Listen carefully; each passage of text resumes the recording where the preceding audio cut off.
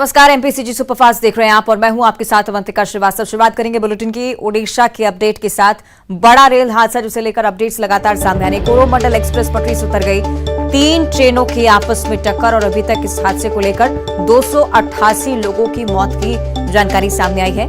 ये आंकड़ा भी बढ़ सकता है, इसकी भी आशंका, और साथ ही साथ इस हादसे में 1000 से ज्यादा लोग घायल हुए हैं। ये कुछ तस्वीरें जो कि बयां करती हैं कि घटनास्थल पर क्या हालात हैं। फिलहाल रेस्क्यू ऑपरेशन लगातार चल रहा है, लेकिन किस तरह से पूरी दुर्घटना हुई, किस तरह का दृश्य इसके बाद सामने आए, ये इन ड्रोन के जरिए ली गई तस्वीरों में साफ होता है। ये जो हादसा है, 3 ट्रेनों के बीच ये जो टक्कर हुई है, कितने लोग इसमें मारे गए हैं और कितने लोग अभी भी घायल अवस्था में, गंभीर घायल हैं, अस्पताल में भर्ती करवाए गए हैं और इसी मलबे के नीचे कई लोगों के दबे होने की आशंका अभी भी जाहिर की जा रही है। रेस्क्यू ऑपरेशन लगातार जारी है। रेल मंत्री अश्विनी वैष्णव भी यहाँ का जायजा लेने के लिए पहुंचे थे, लेकिन ऐसी आफत बनकर बरसी उन तमाम परिवारों के लिए जिनके लोग इस हादसे में जान गंवा चुके हैं और साथ ही साथ कुछ ऐसे भी लोग जो कि गंभीर अवस्था में घायल हैं, अस्पताल में जिंदगी और मौत की जंग लड़ रहे हैं।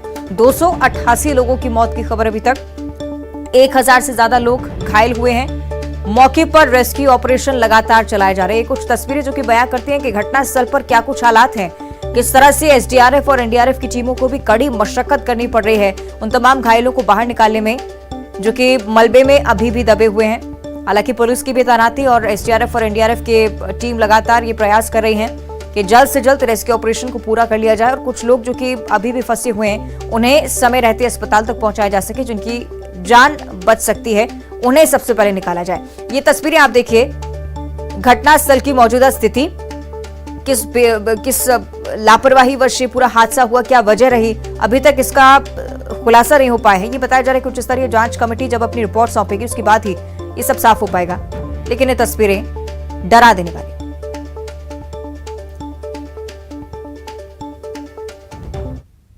तो ओडिशा में जो रेल हादसा हुआ इसे लेकर लगातार जानकारियां सामने आ रही हैं और इतना भयानक हादसा है कि 288 लोगों की मौत हो चुकी है। इससे जुड़ी 2 तस्वीरें अब आपको दिखाते हैं टीवी स्क्रीन पर। बड़ा रेल हादसा जिसकी तस्वीरें ड्रोन के जरिए आप देखिए, मौजूदा क्या स्थिति है, कितनी बुरी तरह से यहां पर ट्रेनों की टक्कर हुई होगी, उस दौरान क्या स्थिति रही होगी, ये भी आपको बता रहे हैं। साथ ही साथ घटनास्थल पर किस तरह से एनडीआरएफ और एसडीआरएफ की टीमें तैनात हैं, किस तरह से रेस्क्यू ऑपरेशन चल रहा है, ये बानगी भी ये तस्वीरें प्रस्तुत करती हैं। 2 तस्वीरें आपकी टीवी स्क्रीन पर इस बड़े रेल हादसे से जुड़ी हुई, 288 लोगों की मौत की जानकारी अभी तक, लेकिन ये आंकड़ा भी बढ़ने की आशंका।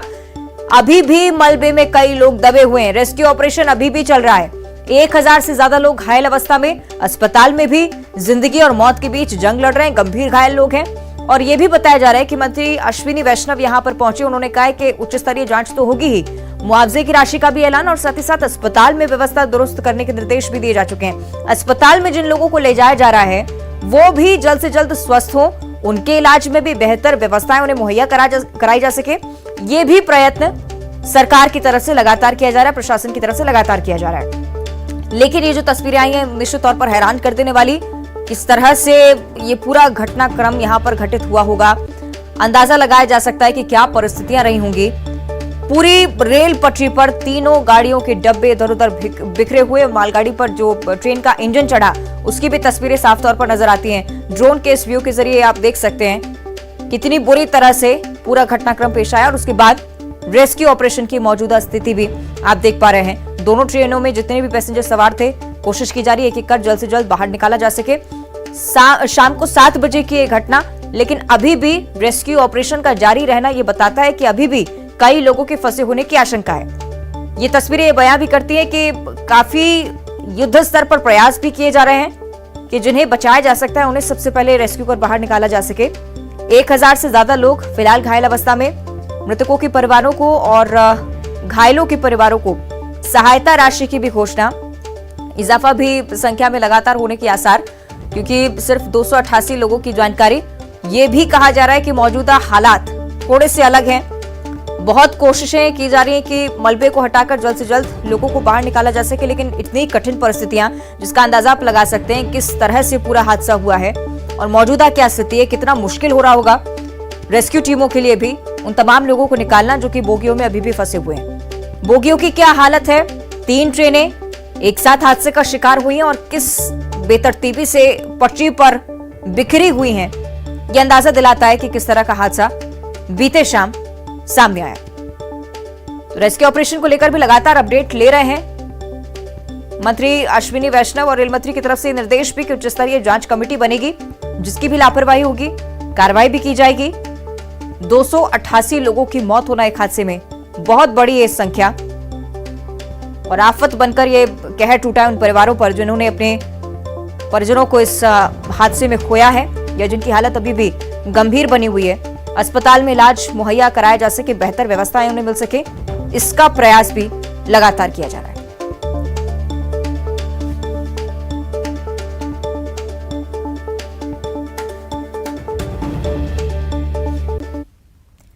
और अब देखिए खबरें सुपरफास्ट अंदाज में।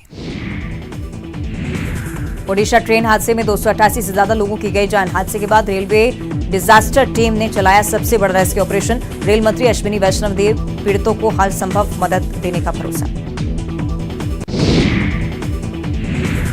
राष्ट्रपति द्रौपदी मुर्मू ने ट्रेन हादसे पर ट्वीट करते हुए घटना पर शोक व्यक्त किया। राष्ट्रपति ने ट्वीट में लिखा कि ये शोक का वक्त है, लोगों तक सही समय में मदद पहुंचाने का काम किया जाना चाहिए।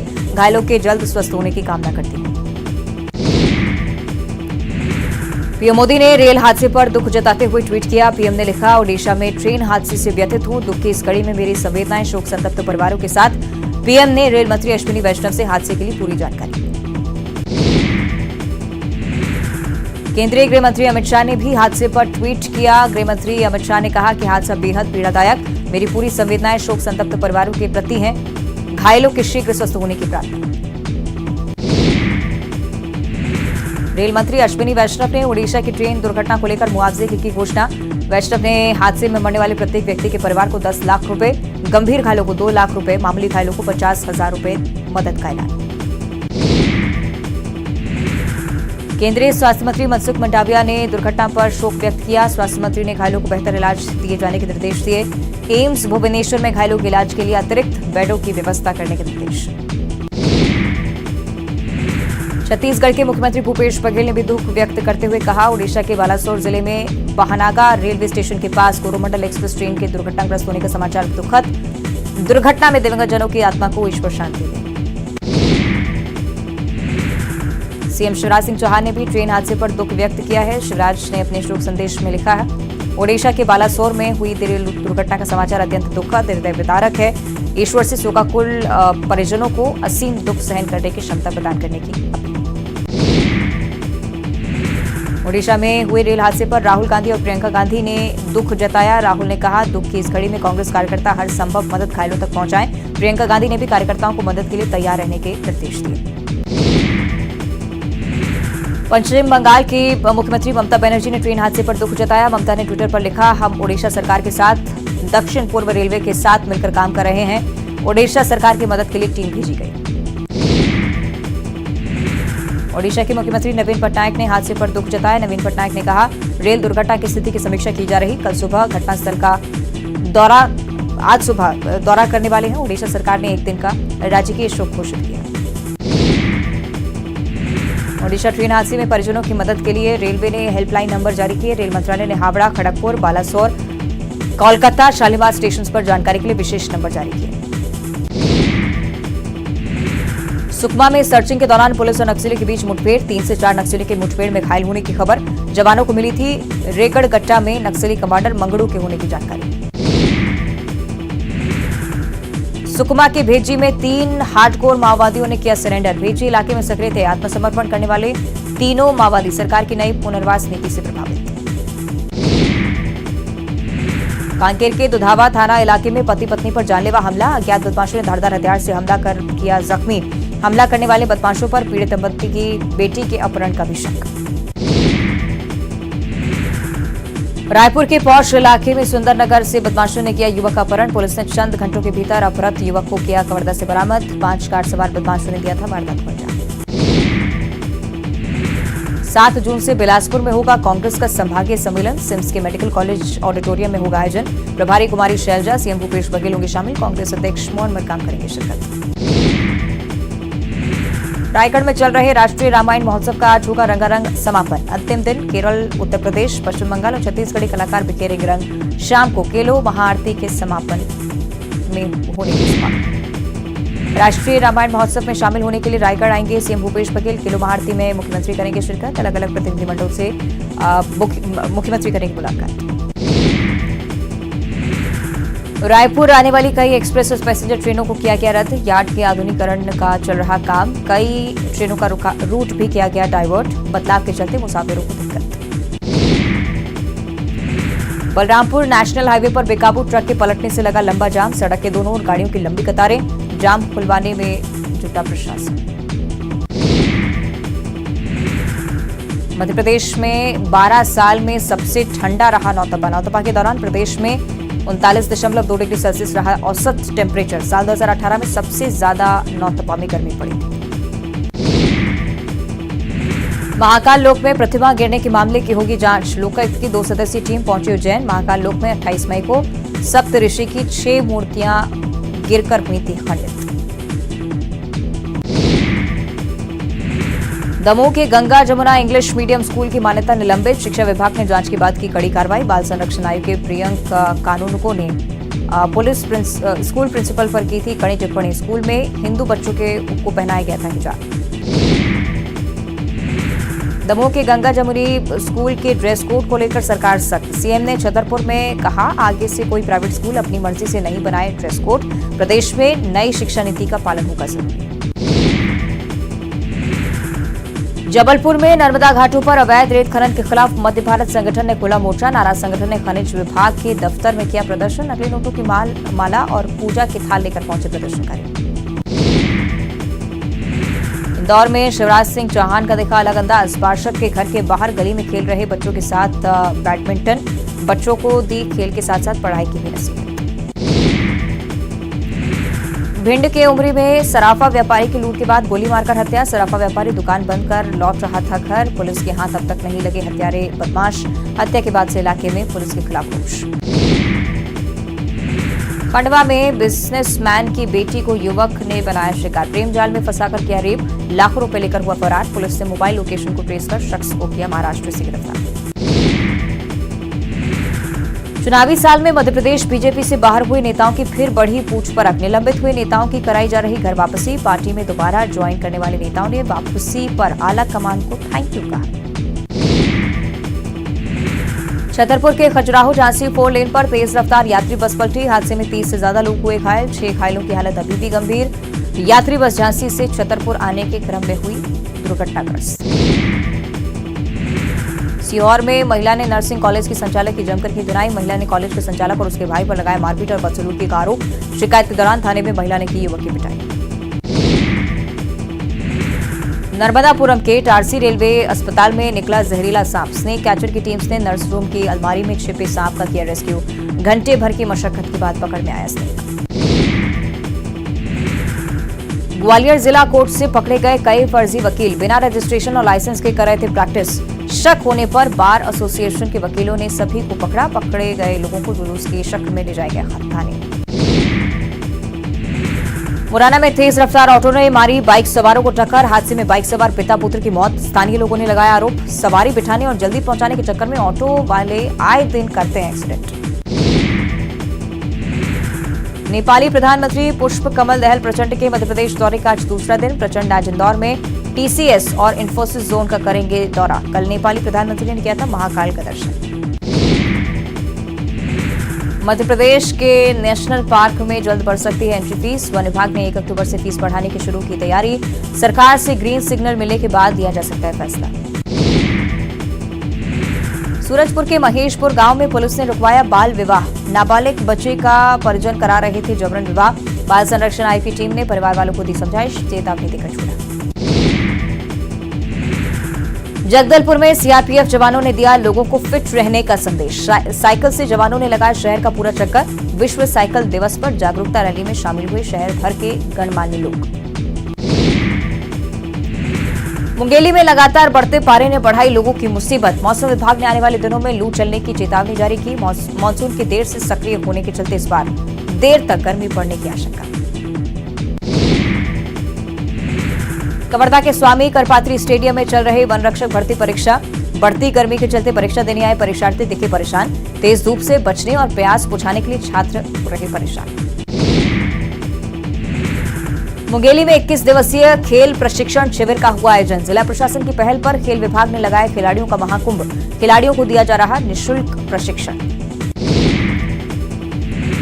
धमतरी पुलिस ने फर्जी चिटफंड कंपनियों पर नकेल कसने की शुरू की कवायद। दर्ज मुकदमों में आरोपियों की गिरफ्तारी के लिए टीमों को किया गया तैयार। कई राज्यों में फैली है फर्जी चिटफंड की धांधली। बलौदाबाजार पुलिस ने रेप कांड के आरोपी को किया गिरफ्तार। लंबे वक्त से आरोपी दे रहा था पीड़िता को जान से मारने की धमकी। महिला की शिकायत पर पुलिस ने युवक को दबोचा।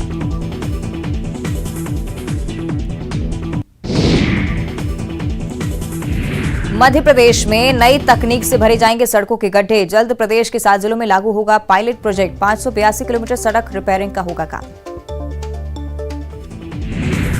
धमतरी में फिर दंतेल हाथी ने किया अटैक। जंगल गए बुजुर्ग को दौड़ाया। बचने के चक्कर में घायल हुआ ग्रामीण। वन विभाग ने गांव वालों को हाथी से दूर रहने के निर्देश दिए।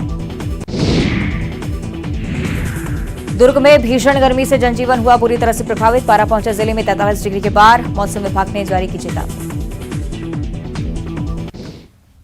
और इस बीच भोपाल से एक बड़ी खबर मिल रही है। मध्य प्रदेश में नई तकनीक से सड़क के गड्ढे भरे जाएंगे। 7 जिलों में पायलट प्रोजेक्ट लागू होगा। इस बारे में सूचना infrared recycling technology, jet puncture और ये तकनीक का इस्तेमाल, साथ ही साथ वेलोसिटी पंचर रिपेयर तकनीक भी लागू होगी। 7 जिलों के 582 किलोमीटर सड़क रिपेयरिंग का काम होना है। नई तकनीक के जरिए कम समय में काम पूरा हो जाएगा। मानसून सहित सभी मौसम में काम हो सकेगा। ग्वालियर, मुरैना, दतिया, भिंड, भोपाल, सीहोर और रायसेन में पायलट प्रोजेक्ट लागू करने की तैयारी। जेट पेंचर टेक्नोलॉजी से भोपाल और सीहोर में 185 किलोमीटर सड़क के गड्ढे भरने का काम किया जाना है। वेलोसिटी पेंचर रिपेयर, इस तकनीक से रायसेन और बुधनी क्षेत्र में 187 किलोमीटर और इंफ्रारेड रिसाइकलिंग टेक्नोलॉजी से ग्वालियर, भिंड, मुरैना और दतिया जिले के 210 किलोमीटर की सड़कों को दुरुस्त किया जाएगा।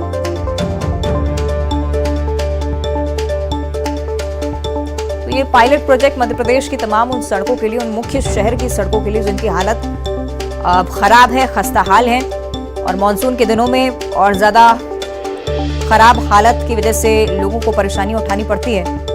लेकिन अब नई टेक्नोलॉजी के माध्यम से ये माना जा रहा है कि इन सड़कों की रिपेयरिंग होगी। और चूंकि मानसून के चलते काम रुक जाता था आमतौर पर, लेकिन इन तकनीकों की वजह से काम निरंतर जारी रह पाएगा।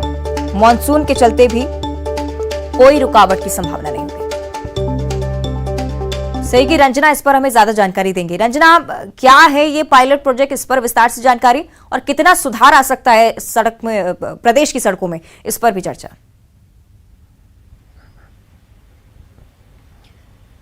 जी अवंतिका, बीते साल अगर देखा जाए तो सड़कों को लेकर काफी जो चीजें हैं वो भी निकलकर सामने आई थी कि मध्य प्रदेश में जिस तरह की सड़कें तैयार होती हैं वो एक बारिश या फिर ज्यादा अगर वाहन एक सड़क से गुजरते हैं तो सड़कें जल्द से जल्द खराब हो जाती हैं। इसको लेकर कई तरह की बातें निकलकर सामने आई थी और विपक्ष ने भी इसको लेकर कई तरह के सवाल खड़े किए थे और इसी को लेकर लगातार सड़कों की रिपेयरिंग को लेकर बातचीत की जा रही थी और जिसमें अब यही चीजें निकलकर सामने आई है जो कि पीडब्ल्यूडी मंत्री खुद गोपाल भार्गव ने 7 जिलों में पायलट प्रोजेक्ट के तौर पर नए सिरे से सड़कें रिपेयर करने को लेकर दिशा निर्देश जारी किए हैं, जिसमें जेट वेंचर टेक्नोलॉजी के साथ साथ वेलोसिटी जो टेक्निक है उससे सड़कों की रिपेयरिंग की जाएगी और इसका फायदा यही होगा कि जल्द से जल्द सड़कों की रिपेयरिंग का काम होगा। दूसरी बात यह भी है कि बारिश और मानसून के मौसम में भी रिपेयरिंग में कहीं कोई गड़बड़ी नहीं देखी जा सकेगी और सबसे अच्छी बात यह है अवंतिका कि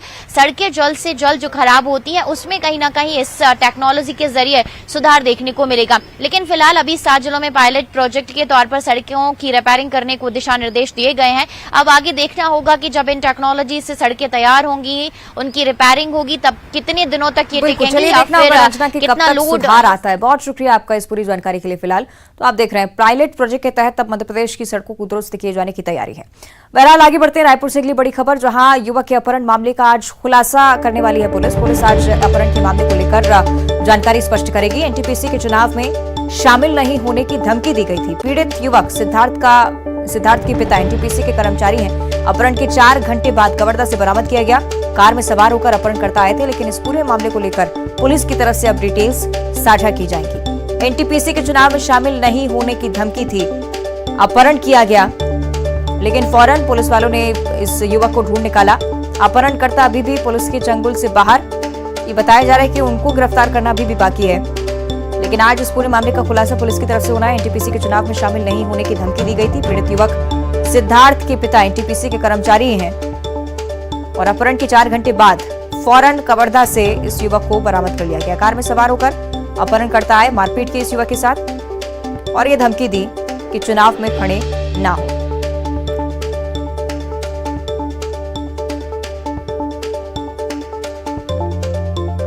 तो ये बड़ी जानकारी आज पुलिस की तरफ से इस पूरे मामले को लेकर जानकारी साझा की जाएगी।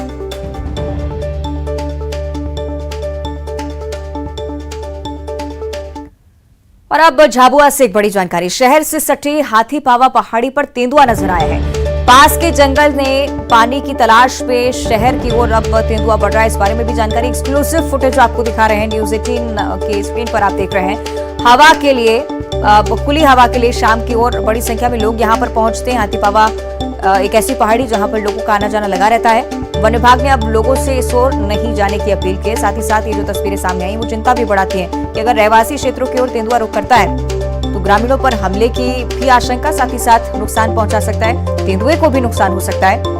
इस पर भी वन विभाग अब पूरी तरह से अलर्ट है। विभाग के कर्मचारी लगातार निगरानी बनाए हुए तेंदुए की और साथ ही साथ मूवमेंट को लेकर भी लगातार लोगों को जानकारी दे रहे हैं।